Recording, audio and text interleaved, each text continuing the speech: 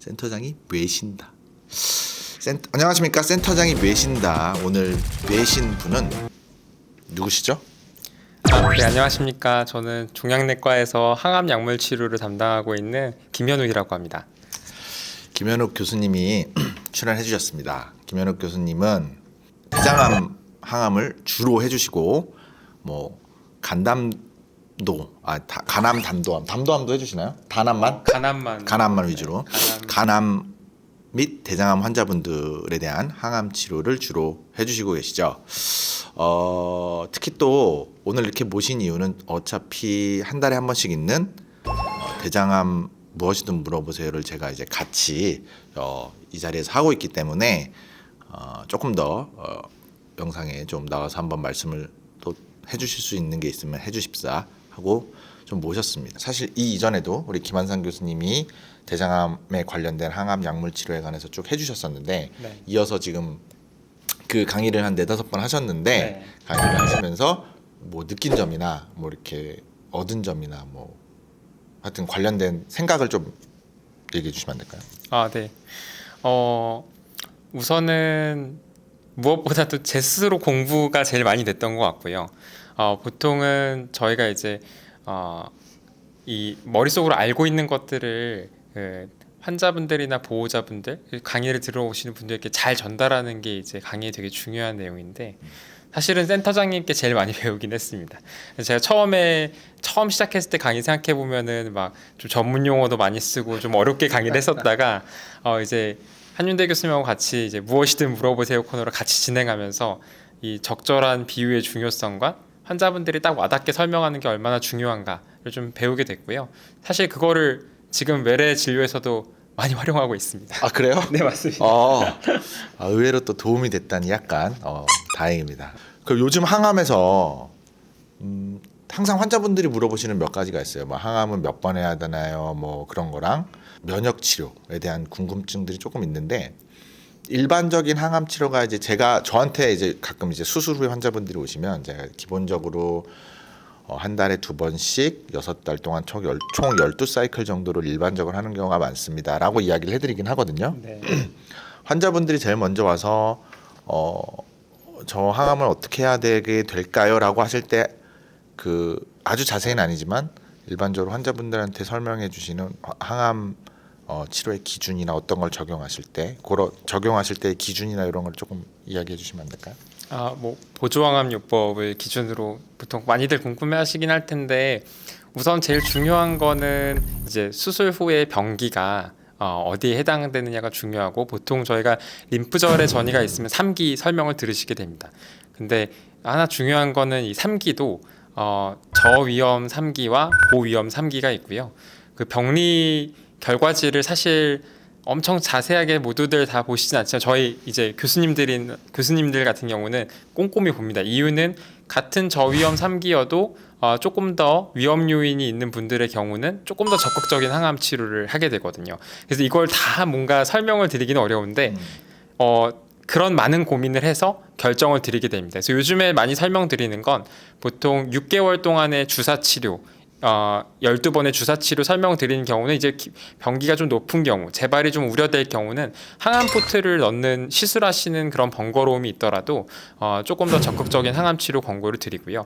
근데 예를 들어서 이제 그 정도로 많이 높지는 않은데도 연고지가 머시고 항암포트 시술하는 거에 대한 부담이 크시고 하게 되면 저희가 먹는 약과 주사제 병암으로의 3개월 치료 그리고 최근에는 그 먹는 약만 그 3개월을 더하는 그런 치료들도 가능해져서 훨씬 더 선택지가 많아지게 되었습니다. 그러면 이제 연고지나 이런 것도 감안해서 항암 치료를 선택해 주시는군요. 네, 맞습니다. 그 이유는 이제 주사 항암 치료는 2주마다 올라오셔야 되거든요. 근데 이제 먹는 것과 주사 같은 경우는 3주마다의 요법이고 그리고 주사 항암 치료는 사실은 몸에 다 주입되고 나면 그 부작용을 온전히 다 겪어야 되는데 먹는 약 같은 경우는 고령의 어르신들 같은 경우는 드시다가 힘드시면 바로 멈추실 수 있도록 그렇게 저는 설명드리기도 하고 있습니다. 그렇죠. 저도 이제 간단한 설명 드릴 때는 어쨌든 주사제가 힘들면 이제 아예 항암을 안 하고 싶어 하시는 분들도 있어요. 저 같은 경우는 이제 2기 고위험군이라도 이제 나이가 많으시고 이러면 조금 종양내과 선생님이나 항의는 한번 해보십시오 정도 얘기를 드리긴 하고 혹시 그래도 일반적으로는 이제 2기 고위험군도 하기는 하니까 네.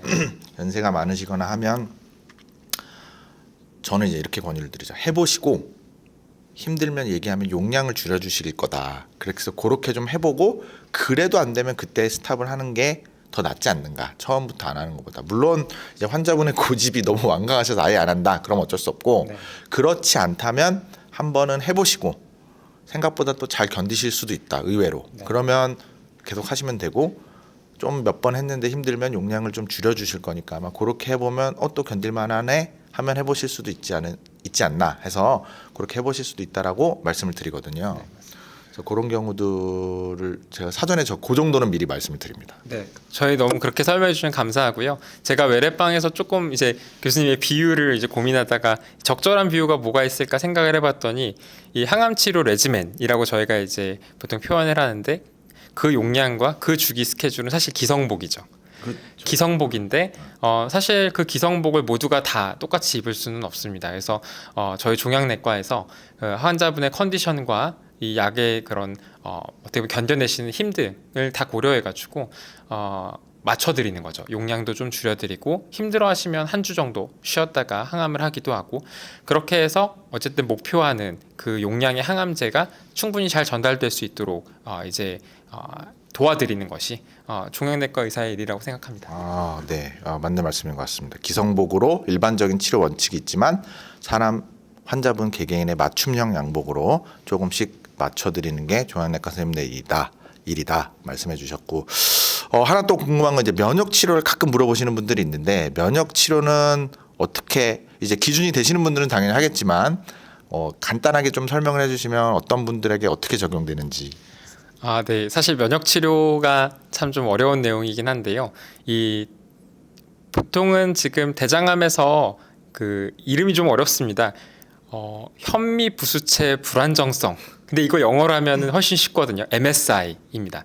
그래서 Microsatellite Instability라는 단어인데 그런 현미 부수체 불안정성이 고빈도, 그러니까 아주 많이 유전자에서 나타나는 경우는 결과적으로 우리 몸에 암이 생기는 원인이 이 유전자 복제 과정에서의 수리공이 고장났다는 얘기거든요. 그렇게 해서 발생한 암의 경우에는 면역 치료제의 반응이 굉장히 좋은 것으로 알려져 있습니다. 근데 이런 경우가 한 100명 정도면 한두 명? 한두 분 외래에서 거의 뵙기 힘들기도 하고 그런 경우가 있어서 저희가 하지만 꼭 확인은 해봅니다. 그리고 반드시 그런 것들이 확인되면 말씀을 드립니다. 그래서 빈도가 많진 않지만 근데 그 외에는 이제 궁금해하시는 게 그러면은 그 타입이 아니면 다 면역항암 치료를 못 하느냐 이런 것도 좀 궁금해하시는데 노력을 하고 있습니다. 그래서 이제 최근에 뭐 많이 찾아 공부해 보시는 분들은 이제 임상 데이터 중에 좀 더 차세대 면역항암제에서 그런 현미부수체 불안정성이 높지 않은데도 불구하고 안정형 타입임에도 불구하고 면역항암 치료제에서 반응이 있었다 이런 보고들이 있긴 있거든요. 근데 아직까지 그거를 모든 분들한테 적용하기는 좀 어렵고요. 아직 임상의 단계에서 좀 머물러 있고 아마 추가적인 조금 더 검증이 되어야 많은 환자분들께 좀 말씀드릴 수 있을 것 같습니다. 자, 문득 생각이 났는데 교수님께서는 여태까지 진료를 쭉 하시면서 가장 기억에 남는 순간이나 혹은 환자분 계신 게 있을 텐데 분명히 아마도 기억, 이벤트, 순간 뭐가 있을까요? 최근에 있었던 일이긴 한데 이제 환자분 중에 그 기도 쪽으로 병이 침범을 하면서 림프절 쪽의 병이 기도로 침범하면서 한쪽 폐가 기도로? 갑자기 다 막히는 완전히 막혀버리는 그런 상황에서 이게 그런 고유량 산소호흡기를 달고 막 저희가 이제 오도 가도 못하는 상황이 된 적이 있었습니다. 근데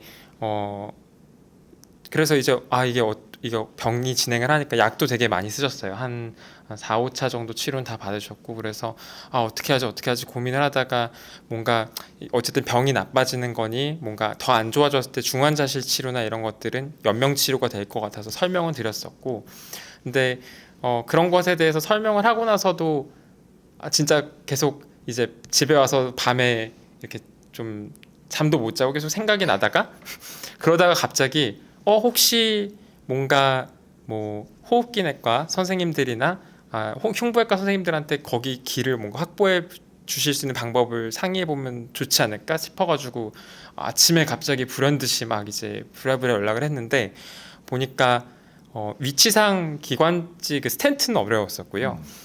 기관지 내시경을 해서 거기를 그 막혀 있는 병변을 다 떼낼 수 있다고 이제 얘기를 해주시는 겁니다. 그래서 근데 이제 이동을 하는 게 되게 어렵잖아요. 그래가지고 그때 산소를 풀 마스크를 하고 환자분을 제가 킵해가지고 모시고 가서 막 이게 될 수도 있고 안 될 수도 있지만 우리 그래도 한번 해보면 어떠냐고 했는데 환자분께서 너무 흔쾌히 믿고 해보겠다, 같이 가보겠다 하시면서 뭐 본관까지 막 뛰어가지고 가서 했는데 그 딱 덩어리를 그때 호흡기내과 용승현 교수님이 이렇게 딱 떼주셨는데 바로 루메어로 확 올라가고 환자분은 바로 컨디션 다 회복하셔서 퇴원하셨거든요. 그때가 참 기억에 많이 남는 것 같습니다. 이게 어려운 상황이지만 그래도 끊임없이 고민하고 같이 노력하면 또 방법이 생길 수도 있다 이런 생각들이 좀 듭니다. 그 요즘 환자들 보시면서 해주고 싶으신 말씀 혹시 있나요? 항암 치료를 열심히 받고 계시는 환자분들에게. 네. 일단은 열심히 치료를 받아주셔서 너무 감사드리고요. 이유는 제가 처방을 내지만 사실은 그 항암 치료하고 힘든 과정을 겪는 거는 환자분들이시고 오롯이 환자분들이죠. 네, 오롯이 환자분들입니다. 그래서 사실은 처방을 내는 저도 되게 많은 부담감을 가지고 책임감을 가지고서 처방을 내게 되고요. 그리고 하나 또 말씀드리고 싶은 거는 이제 많은 고민이 있으십니다. 그래서 뭐 각종 유튜브나 이제 각종 영상, 뭐 영양제, 뭐 수액 치료 이런 것도 많은 질문을 주시는데 사실 그 모든 것들에 정해진 답은 없습니다. 없다고 생각을 하고 근데 이제 저희들한테 질문 항상 근데 그런 것들을 투약하시게 되면 주치의한테는 알려주셨으면 좋겠습니다. 그래서 내가 이런 걸 하려고 하는데 혹시 해도 괜찮을지 물어봐 주시면 저도 좀 공부해보고 괜찮을 것 같으면 괜찮다고 말씀드리거든요. 그래서 그런 부분들에 대해서 좀 더 주치의랑 항상 상의하시면서 좀 진행을 해주시면 좋겠습니다. 그리고 이제 생각지도 못했던 뭐 음식이나 약제가 질문이 들어오시거나 하면 저희한테도 좀 알려주십시오. 왜냐하면 이런 고민을 주치의분들이 근데 바쁘거든요. 막 이렇게 처방도 내면 진짜 심지어 되게 말도 안 되는 재밌는 고민을 얘기해 드리면 클릭을 해도 이게 넘어가는 시간이 삥삥 돌고 있는 것만으로도 시간이 아깝기도 하고 그거 몇 개만 모아도 시간이 굉장히 많이 지나가는데 좀 재밌는 말씀드리면 종양내과 오시는 분들 그리고 저랑 외과도 보시는 분들 보시면 외래에 오시면 저는 컴퓨터 앞에 혼자 있잖아요. 종양내과 선생님들은 항상 옆에 누가 같이 앉아 계십니다. 왠지 아십니까? 거기는 우리보다 뭘 내야 될 게 굉장히 많아요. 근데 이거를 하나하나 주치의 선생님이 김현욱 교수님이 이거 하고 있고 막 이러면 시간이 너무 오래 걸리는 거예요. 그래서 그 부분도 도와드리는 분이 옆에 있을 정도로 종양내과랑 저희랑 차이가 그래서 환자분들 저희한테 맨날 물어보시잖아요. 아까 못 물어봤는데 하면서 저한테 물어보시잖아요. 그래서 이제 그만큼 바쁘고 이게 많이 처방을 내거나 이렇게 뭘 이렇게 누르는 거랑 해야 될 일들 그게 굉장히 많으시기 때문에 얘기를 많이 못 나누게 되거나 이제 우리 뭐 범수훈 교수님 이런 분들 보면 이만큼씩 진료 지연되시고 그러거든요. 그래서 그렇게 도와주시는 분이 있는데도 그런 상황들이 벌어집니다. 그래서 조금 우리가 원하는 만큼 혹은 환자분들이 원하는 만큼 설명을 드리기가 어렵고 하기 때문에 저희 암지식정보센터에서 한 달에 한두 번씩 교수님들이 그 특정 암에 대해서 강의를 해주시는 게 있는 거고요. 거기 오시면 보다 좀 더 편안하게 그리고 1시간 동안 온전히 내가 궁금해하고 있는 그 암에 대한 질문을 하실 수 있을 겁니다. 비단 대장암뿐만 아니라 뭐 혈액암이라든지 뭐 위암, 뭐 유방암, 뭐 난소암 등등 다양한 암종에 대해서 교수님들이 와서 강의를 해주시니까 꼭 일정을 카카오톡이나 네이버 블로그를 확인하셔서 오실 수 있으면 꼭 오셔서 들으시면 좋을 것 같고 저는 이제 김현욱 교수님이랑 한 달에 한 번씩은 저희가 이제 대장암 무엇이든 물어보세요를 하는데 날짜상 제가 좀 이제 수술이 있거나 뭐 응급 수술이 생기거나 뭐 이러면 조금 못 오게 되는 경우도 있기는 하지만 가능한 참석을 해서 가능한 최대한 많은 환자분들과 보호자분들의 궁금증을 해결해 드리려고 노력을 하고 있습니다. 네, 아무튼 오늘 바쁘신 와중에도 제가 살짝 불렀는데 이렇게 기꺼이 와주셔서 너무 감사하고요. 시간 내주셔서 너무 감사합니다. 혹시 뭐 또 편하게 그냥 자유롭게 뭔가 하고 싶은 말씀 있으신가요? 아, 네. 제 외래 지원 때문에 항상 힘들어하시는 환자분들께 죄송하다는 말씀 드리면서 한편으로는 또 그만큼 좀 어려우신 부분들에 대해서 그 짧은 시간이지만 같이 고민하고 들어드리는 게 또 역할이 아닌가 싶습니다. 그래서 하지만 또 시간 잘 지킬 수 있도록 노력하겠습니다.